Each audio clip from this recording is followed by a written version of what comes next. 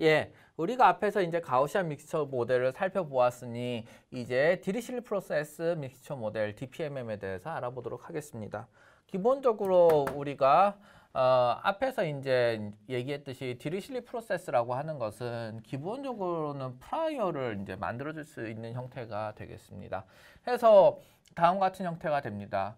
이제 우리가 파이 K라고 하는 그것은 이제 어떤 특정한 파라미터였다. 그죠? 선택을 위한 K개의 선택지가 있었을 경우에 그것의 이제 선택 파라미터였고 그렇기 때문에 이게 멀티노미얼 디스트리뷰션의 파라미터가 되니 이것은 정의가 될 것이고 그 다음에 이것은 특성이 되는 것이죠. 기본적으로 probability axiom을 따를 수 있도록 만들어주는 합쳐서 1이 된다. 그 다음 0과 1 사이에 있다라고 하는 이런 조건이 되겠습니다. 이것을 우리가 가우시안 믹스처 모델에서는 그대로 활용하고 있는 것이 되겠죠. 이것을 우리가 첫 번째로는 베이지안으로 트리트먼트가 들어가야 되겠다고 하였습니다. 베이지안으로 트리트먼트를 하기 위해서 우리가 이 그래피컬 뷰를 한번 보도록 하겠습니다. 일단 여기서부터 시작하도록 하겠습니다. 이 그래피컬 뷰에서는 감마라고 하는 것이 이제 다른 파라미터 형태로 들어가 있고 베타는 이제 다른 표시가 없는 랜덤 베리어블이 되었습니다.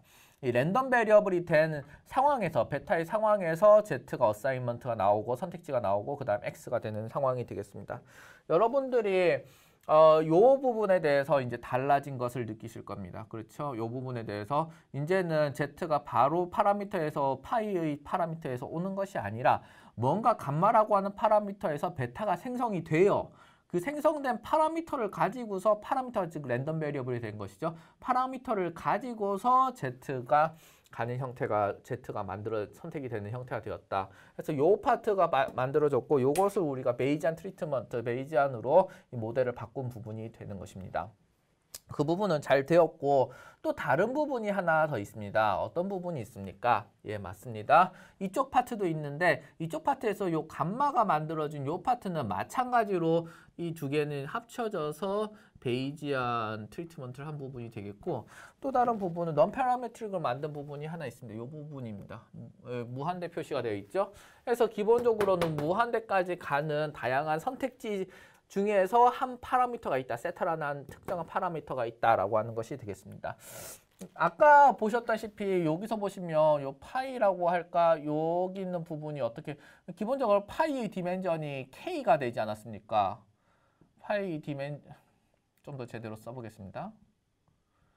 이렇게 되어 있기 때문에 뮤와 시그마의 개수도 뮤와 시그마도 K가 필요한 것입니다. 뮤와 시그마도 스몰 k 이렇게 첨자가 달린 상황이 되는 것이지요. Z의 선택 가능한 선택지도 K게 되는 것입니다. 그렇기 때문에 지금 여기서 이게 무한대가 됐다라는 말은 그 말은 무엇이겠습니까? 예, 맞습니다. 베타도 무한대가 돼야 되겠다라고 하는 것이 되겠고 그럼 무한개 개수의 클러스터링에 대해서 우리는 생각을 해보는 것이다 라고 하는 내용이 되겠습니다. 자, 이렇게 된 상황 하에서 우리가 여기에 이 그래피컬 모델에 대해서 좀 더 자세히 알아보도록 하겠습니다. 기본적으로 그래피컬 모델은 뭘 따라오게 되겠습니까? 예, 맞습니다. 우리 제너러티브 프로세스에 대해서 정의가 되어 있어야 되겠지요. 해서 다음같이 생각을 해보도록 하겠습니다. 우선 감마라고 하는 것은 특정 파라미터입니다. 파라미터고 그것은 베타라고 하는 랜덤 베리어블이 지금 만들어지고 있는 상황이 되겠죠. 그럼 이건 무슨 디스트리뷰션을 뭔가 따라야 될 것입니다. 감마는 그 디스트리뷰션의 파라미터가 되는 것이죠. 그래서 다음과 같이 되겠습니다. 이 교수님 여기 GEM이라고 하는 디스트리뷰션도 있나요? 예, 맞습니다. 우리가 이전에 봤었죠. GEM은 바로 스틱 브레이킹에서 나오는 그런 디스트리뷰션이 되겠습니다. 스틱 브레이킹은 디스트리뷰션을 컨스트럭션 하는 그런 우리 스킴이라고 하였지요. 그래서 스틱 브레이킹을 이용해서 우리가 GP를 포뮬레이트 할 때 GEM을 썼었습니다. DP죠. 디리실리 프로세스를 포뮬레이트 할 때 GEM을 썼었습니다. 그래서 요 디스트리뷰션은 바로 이제 GEM을 따른다. 이 GEM이라는 건 기본적으로 어떤 형태가 됩니까? 어떤 무엇인가가 베타라고 하는 것이 GEM 알파를 따른다는 말은 도대체 무슨 얘기입니까? 그것은 바로 다음과 같은 부분이 되겠습니다.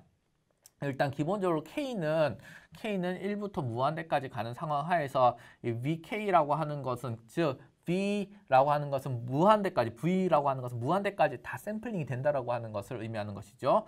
그래서 베타 디스트리뷰션에서 여기 파라미터, GM 파라미터인 알파를 그대로 받은 이 베타 프로세스의 특정 값을 받아오는 그런 형태가 되겠습니다. 그래서 우리가 여기 이 파트가 핵심이었죠. 그래서 샘플링된 V를 그대로 쓰는 것은 아닙니다. 왜냐하면 그렇게 했을 경우에 무한대까지 다 서메이션이 당연히 1을 넘게 되겠지요.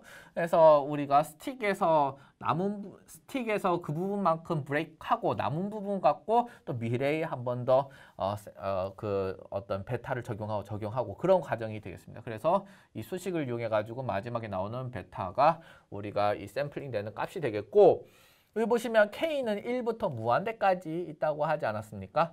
그래서 이 베타라고 하는 것도 무한대 디멘전을 가진 것이 되겠다. 그죠? 그래서 여기 있는 베타도 무한대의 디멘전을 가지는 것이니 맞습니다. 여기 무한대가 들어가는 그런 형태로 모델링이 되는 것입니다.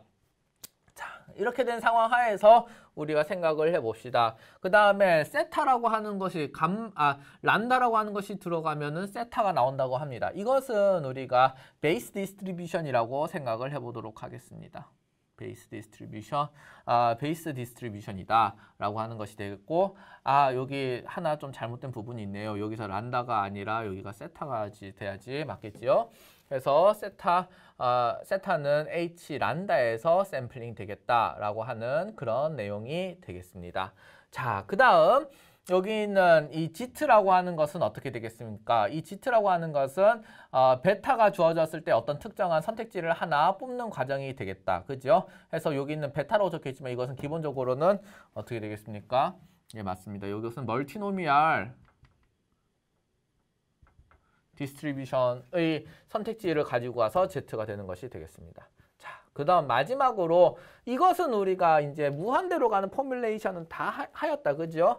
여기서도 다 하였습니다. 하였기 때문에 이것은 특정한 클러스터가 선택이 되면은 그 클러스터에서 X가 나올 확률로 우리가 생각을 할 수 있을 것입니다. 이것은 기본적으로 GMM의 포뮬레이션과 다르지 않습니다. 그래서 특정 클러스터가 부여가 되었을 경우에 세타의 세타의 파라미터를 이용해서 라이클리후드를 계산하겠다. 이 데이터가 보일 가능성에 대해서 생각을 하겠다라고 하는 것이 이 부분이 되겠습니다. 자, 이제 이렇게 해가지고 우리가 이 GMM에서 상당히 친숙해 보입니다. 그렇죠? 인디케이터 뷰 모델 친숙해 보입니다. 교수님 여기 세타라고 되어 있고 여기는 뮤 시그마라고 되어 있습니다. 왜 그렇게 다른가요? 그것은 일반성을 위해서 그렇습니다. 우리가 가우시안 믹스처 모델, DP를 빼고 가우시안 믹스처 모델이라고 하지 않았습니까? 근데 어떻게 보면은 이 디리실리 프로세스 처리는 이쪽 파트에서 되어 있지 않습니까? 그렇죠? 여기 GEM을 따르는 이 파트에서 되어 있습니다. 그러면 이 세타라고 하는 것은 사실 뮤 시그마도 될 수 있고 또 다른 형태의 디스트리뷰션을 우리가 썼다고 하면 이 세타는 또 다른 디스트리뷰션이 될 수 있는 것입니다. 그렇기 때문에 그 일반적인 차원에서 우리가 DPMM을 표현하기 위해서 세타라고 표현한 것이지 이 부분은 당연히 세타 속에 예를 들면 뮤와 시그마가 있다 라고 얘기를 할 수 있겠습니다. 여기서 그 다음 이제 진행을 하기 위해서 우리가 중요한 스텝을 건너뛰는 스텝을 생각을 해야 됩니다. 어떤 것이냐 하면은 자, 여기 그래피컬 모델이 두 개가 있다. 그렇죠? 아까부터 여기 요거 하나는 우리가 아주 친숙해 보이는 요 모델이 되겠고 요것은 GMM의 약간의 변형을 가한 형태가 되는 것이고 GMM의 약간의 형태의 변형이 가는 것이 되겠고 요 파트는 이것은 요거랑 좀 차이가 좀 나게 됩니다. 차이가 납니다. 근데 사실은 여러분들이 디리실리 프로세스에 관한 논문을 보시게 되면은 이런 그래피컬 노테이션을 훨씬 더 많이 보실 수 있을 것입니다. 이 뷰도 보이긴 합니다만은 사실은 사람들이 이런 쪽으로 얘기를 좀 더 많이 아마 할 것입니다.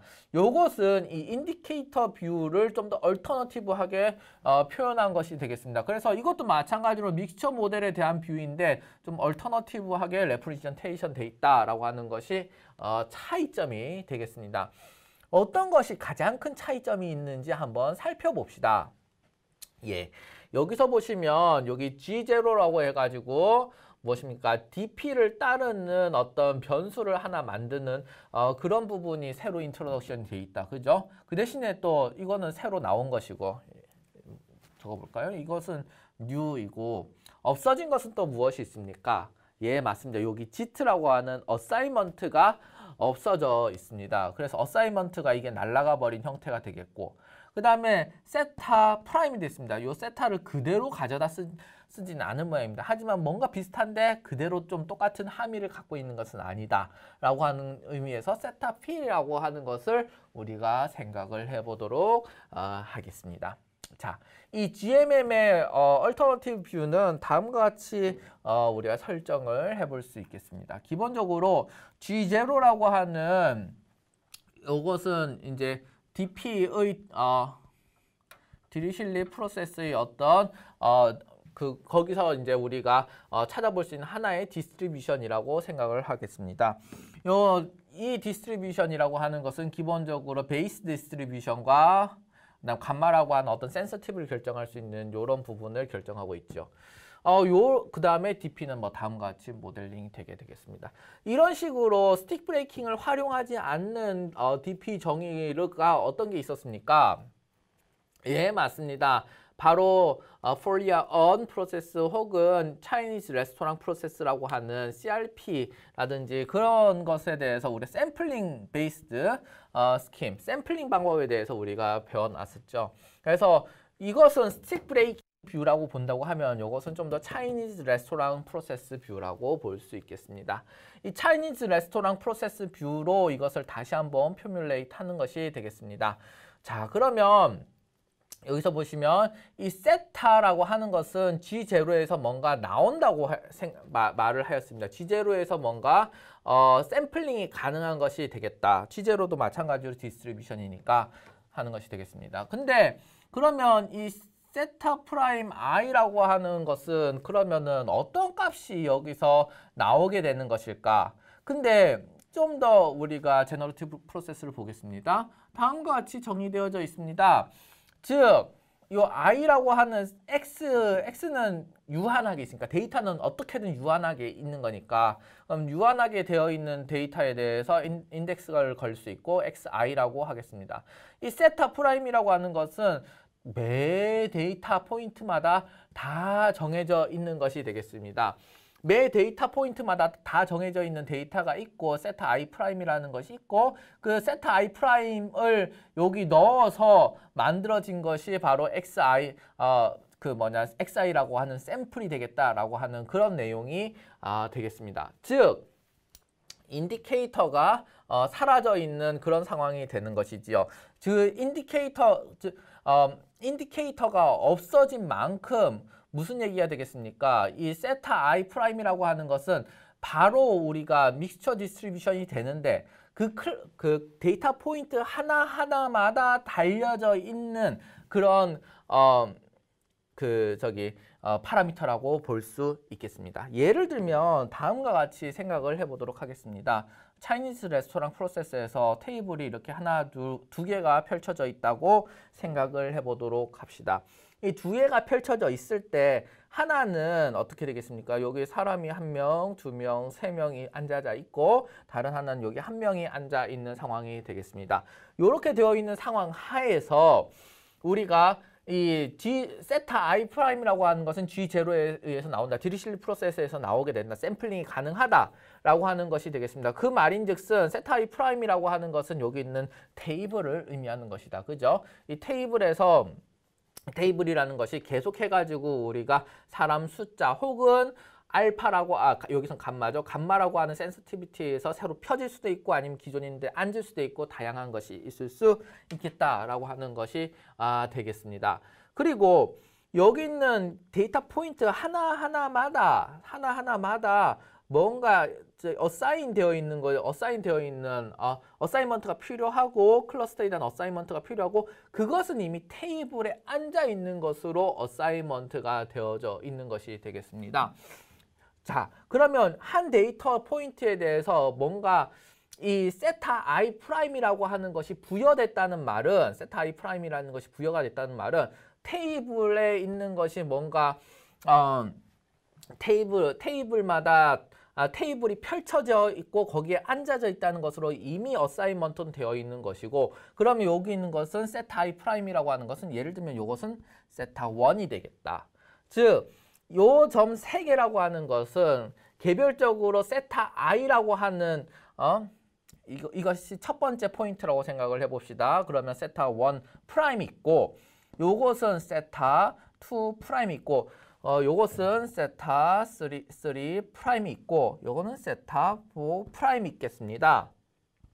그런데 이것은 세타 1 프라임, 세타 2 프라임, 세타 3 프라임이라고 하는 것은 기본적으로 세타 1에서 어쩌다 보니 샘플링 되어서 이것은 부여가 돼 있다라고 하는 내용이 되는 것입니다. 세타 2라고 세타 4 프라임이라고 하는 것도 세타 2를 가지게끔 되어 있는 것이 되겠습니다. 즉 테이블에 앉아 있는 것이 이미 어사이먼트가 되어져 있는 것이 되어 있고 테이블에 앉아 있다라는 말 자체가 이미 여기서 어떤 테이블에 앉을 것이냐라고 하는 것은 G0에 의해서 디스트리뷰션을 뭔가 샘플링 할 때 이미 만들어 일어나는 일이 되겠고요.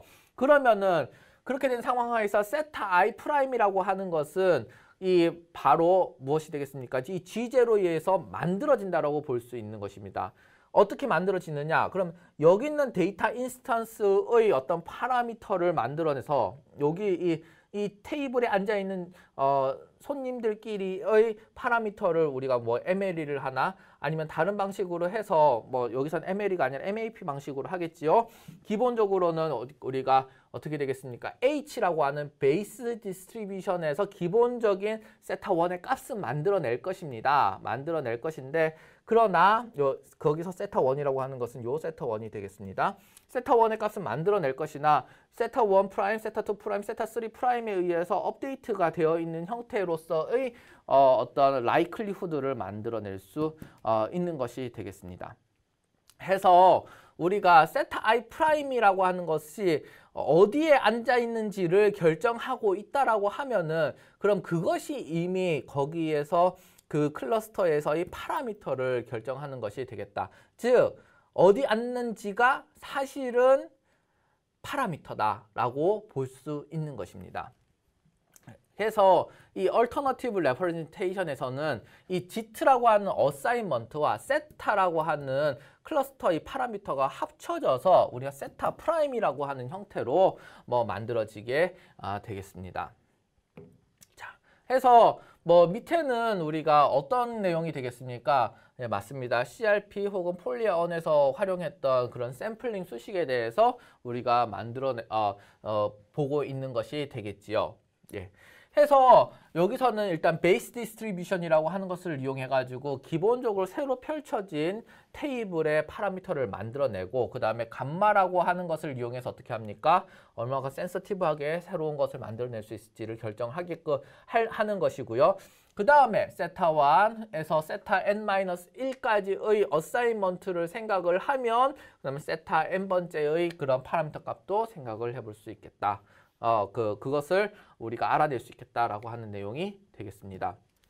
해서 여기 이 인디케이터 뷰와 얼터너티브 뷰는 이렇게 다른 부분이 있겠고 인디케이터 뷰는 훨씬 더 우리가 기본적으로 GEM을 이용해서 스틱 브레이킹 컨스트럭션을 해서 베타에 대한 디스트리뷰션을 명시적으로 익스플리시트하게 얘기하는 부분이 되겠고요. 우리가 명시하는 그래피컬 모델이 되겠고 요것은 샘플링 프로세스를 감안을 하여서 이렇게 모델링하는 방식이 되겠습니다. 자, 우리는 일단 이번에는 DPMM을 이런 얼터너티브 뷰로 가정을 하고 보도록 하겠습니다. 기본적으로 이 세타 프라임이라고 하는 것에 어사인먼트가 함께 되어져 있습니다. 어사인먼트가 즉 파라미터라고 하였죠. 어사인먼트가 새로운 어사인먼트가 되면 H에 의해서 파라미터가 새로 생성이 될 것이다.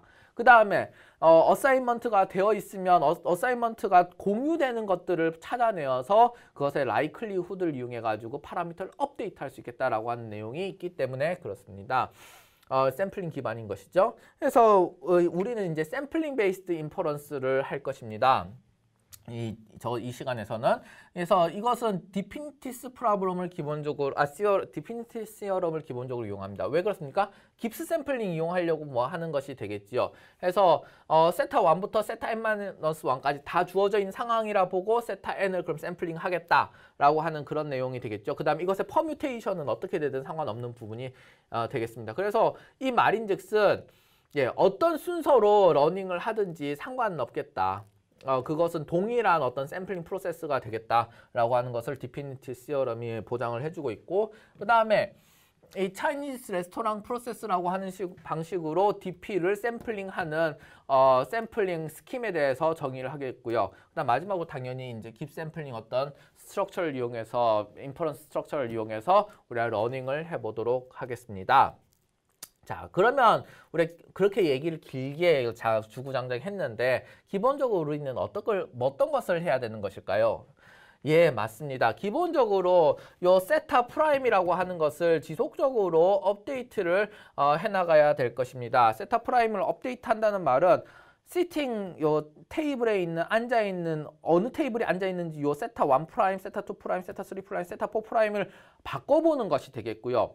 요 시팅이 바꿔지는 만큼 어떻게 되겠습니까? 그러면 요 테이블의 파라미터들이 변화하게 될 것이니 그러면 라이클리후드도 계산을 할 수가 있게 되는 것이지요.